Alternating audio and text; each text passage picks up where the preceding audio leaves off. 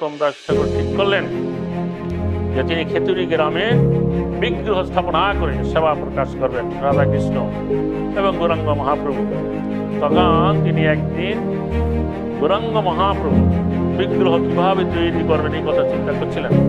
তখন একদিন রাতে গৌরাঙ্গ মহাপ্রভু স্বপ্নে তাকে দেখা দিলেন যে তোমাদের পার্শ্ববর্তী গ্রামে যে বিপ্রদাস নামক যে ভদ্রলোক আছে তার ধানের গলায় আমার এক বিগ্রহ আছে, তুমি আমাকে এখান থেকে উদ্ধার করো, উদ্ধার করে সেই বিগ্রহে স্থাপনা করো।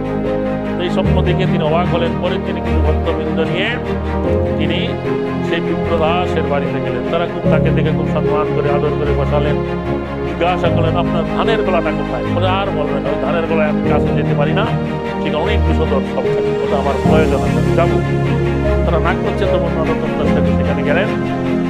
সেখানে যখন গেলেন ধানের গলায় উঠবেন, তখনই সেই সাপ তারা ওখান থেকে চলে যাচ্ছে। ধানের গলায় উঠে কিছু অল্প ধান সরাইতেই সেখানে গৌরাঙ্গ মহাপ্রভু বিগ্রহ তিনি প্রাপ্ত হয়ে গেলেন।